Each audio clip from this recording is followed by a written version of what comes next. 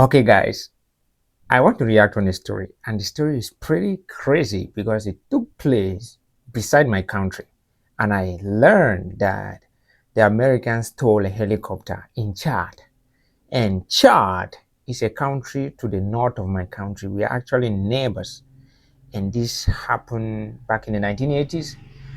Somebody recommended the video in the comments, and I also saw the video on the Fat Electrician's channel. And so I went digging to get videos to react on, and I found this one. Guys, I don't have time. Let's go find out. This could be the craziest thing because this is a country closer to my country. The 160th Special Operations Aviation Regiment, better known as the Night Stalkers. They're renowned for their exceptional abilities and for having transported the Navy SEALs that executed Operation Neptune Spear in 2011. Additionally, they made indelible contributions during the Battle of Mogadishu in 1993. However, the Night Stalkers' most daring mission remains relatively obscure. Taking place in June 1988 within Chad, their sole objective was the acquisition of a Soviet military Mi-25 Hind attack helicopter, which had been abandoned by the Libyans after years of conflict in the African nation. The United States held a particular fascination with obtaining this helicopter, as it was the export version of the Soviet MiL Mi-25, driven by their pursuit of gaining an advantage in every facet of the Cold War. The CIA harbored a strong desire to comprehensively examine the attack helicopter in order to potentially develop a comparable aircraft for the United States. Okay, for those who are just joining, welcome. I have a question. Does the CIA work independently, or it works with the military, or how does it work? And do they have their own force, like soldiers, or when they need something like this to be done, where they need intelligence on something, do they go and tell the military this is what we want, and they give them special forces, or what? Or I don't understand. Please, if you can answer that, I'll be very happy. Because I know the CIA is always up to doing a lot, okay? And maybe I'll also go look at those crazy operations or crazy things done by the CIA, because I know those are even more weird and crazy. States and its allies. The Chadian Libyan conflict presented the CIA with a unique opportunity to acquire the helicopter and thoroughly analyze its technological aspects.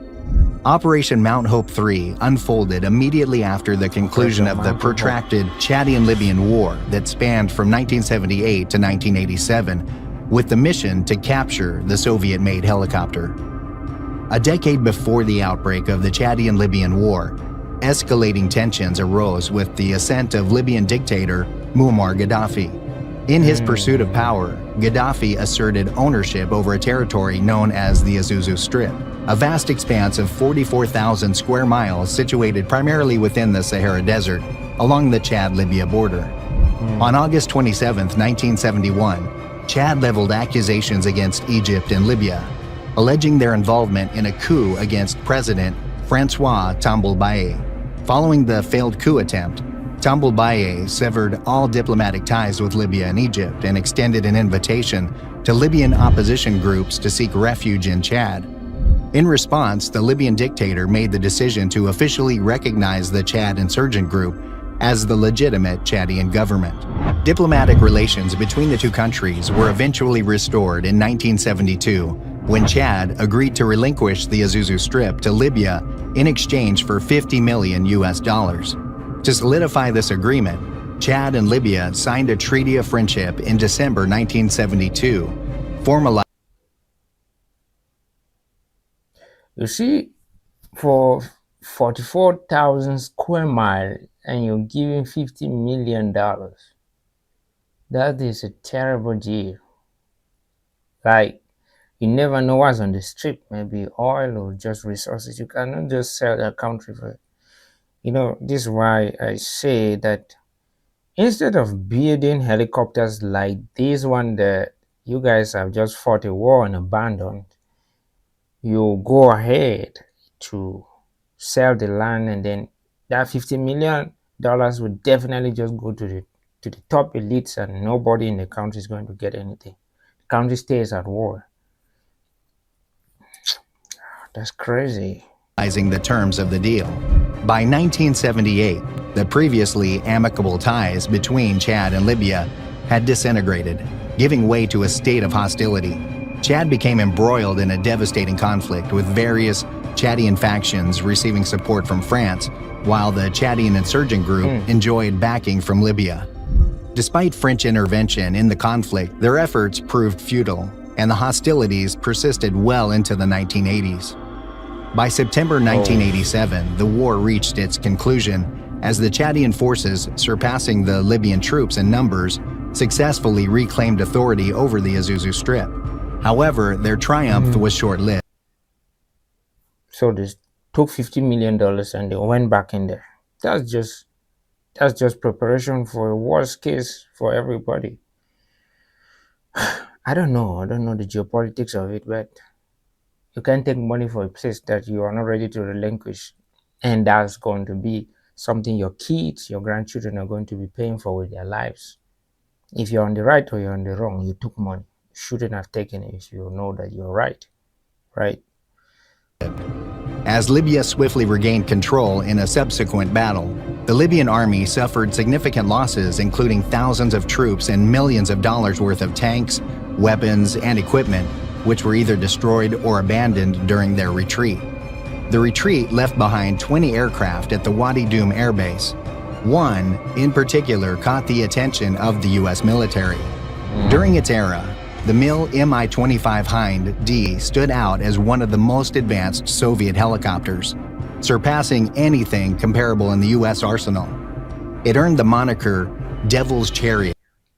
Wait, the helicopter was better than what the Americans had, or the Americans just wanted to know how to handle it? I don't know.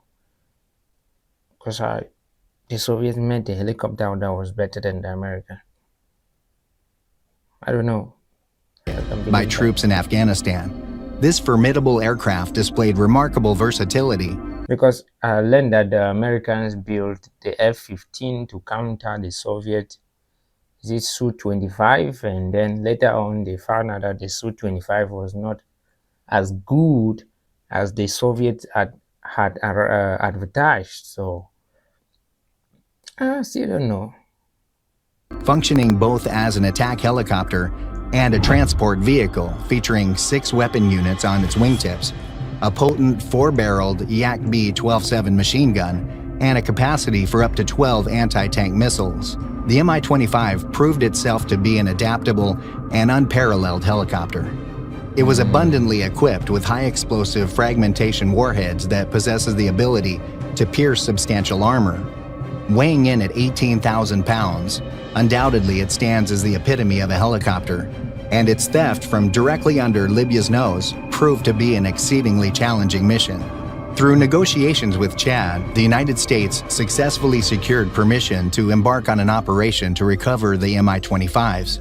Despite the Chadian government's reluctance to provide direct assistance, as a gesture of cooperation, Chad received a substantial sum of $2 million along with Stinger missiles from the CIA. Tasked with the retrieval mission was, of course, the renowned Night Stalkers. This elite regiment was specifically formed for precisely Night Stalkers.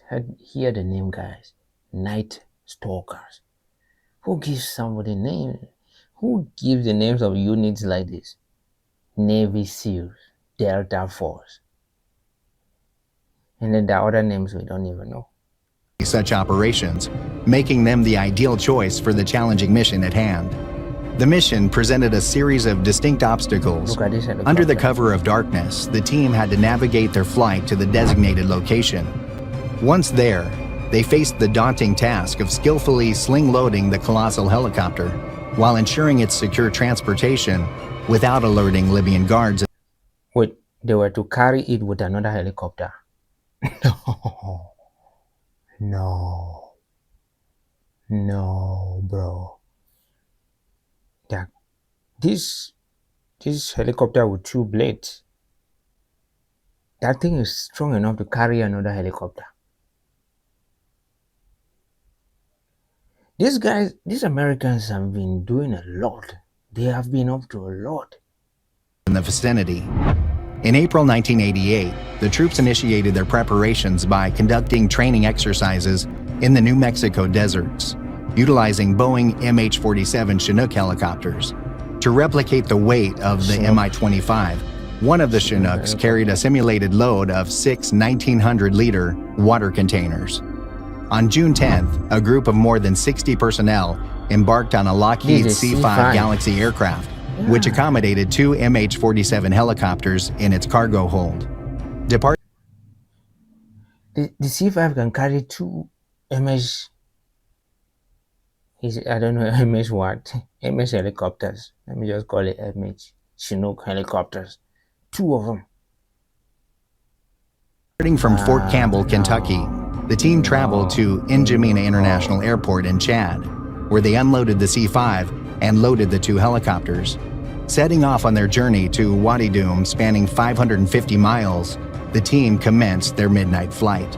Ensuring the utmost secrecy was crucial for the mission's success, as any knowledge leaked to Libyan forces could jeopardize its outcome. The presence of Libyan forces in the target area heightened concerns, with apprehensions that the Mi-25 might become a target for missile bombing as part of the Soviet Union's efforts to hinder covert recovery operations. At Wadi Dum, a ground team had already commenced preparations for the helicopter's transport. Due to the inherent risks involved, flying the Mi-25... This looks like real pictures from that time. Chad is just to the north of my country. And so guys, I didn't even introduce myself. I am an African dude, just reacting on the American stories, American technology, capabilities, and stuff like that. And I'm just somebody who gets up and has a fantastic time watching and reacting to these videos. If I don't post every day, guys, it's probably network and things like that. So I'm still pushing and trying my best, okay? And if you do support this, please give me a like, leave a comment, and subscribe. I don't really have so much time to talk because I really want to enjoy this story. 5 was deemed too hazardous, as one of its engines had sustained a bullet hole. Consequently, the rotors were detached in readiness for transportation. The Chinooks arrived at the location with their additional fuel tanks removed to ensure their capability to lift the Soviet chopper. The Mi-25 was carefully slung-loaded beneath one of the American helicopters, while the second Chinook followed closely behind, and together they departed towards safety. As the team neared N'Djamena International Airport, they encountered a formidable sandstorm that enveloped their surroundings, severely hampering visibility. Both Chinooks proceeded at a reduced speed and kept each other in sight to avoid any potential collision amid the turbulent onslaught of desert dust. Against the odds, they successfully landed with the prized Mi-25, achieving their objective without a single shot fired or personnel left behind. Following the without a single shot fired or personnel left behind. I mean, this is like that story where I did a story where America stole a German U-boat and transported it to Chicago, okay? These guys are stealing, which is, the factory electrician says, strategically transfer equipment to alternate locations. And they just took this thing and they sent it into another aircraft to transport it back to the US. Guys, you guys are too much. You guys are too much. You guys are too much. Cessation of the storm, the Mi-25 was transported and loaded onto a C-5 aircraft, alongside with the 2 Chinooks, which were positioned in a separate aircraft. On June 16, 1988, the Soviet helicopter reached Fort Rucker, Alabama, where meticulous efforts were undertaken to restore it to operational condition. Thorough evaluations were conducted to gain in-depth knowledge of enemy capabilities, afterwards serving to inform and train personnel. The Mi-25 actively participated in training exercises, assuming the role of an imposing force for U.S. helicopters and ground soldiers. In 2012, the aircraft found its new home at the Southern Museum of Flight in Birmingham, Alabama. So these guys took a helicopter, strategically transferred it to an alternate location in Alabama, and used it to train themselves on how to defend themselves from it. God. And they were the ones flying it. Like, I know even if you're a helicopter pilot, to get a Soviet helicopter, it is not the same thing, and you cannot just fly it in the same way, right? So,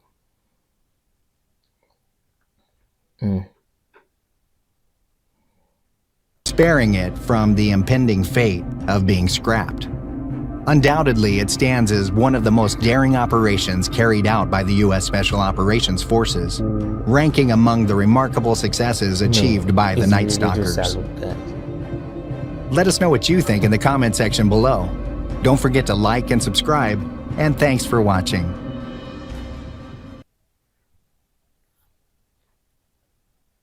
America. You know what what blows my mind is the fact that even after seeing this, I know I'm still going to see some other stories that will still blow my mind. And after I see those, I'm still going to see some. Because as I speak, there are some going on that only in the future we might hear of them. We might hear of those stories. Maybe my grandchildren might hear of those, because people in those days might have never known.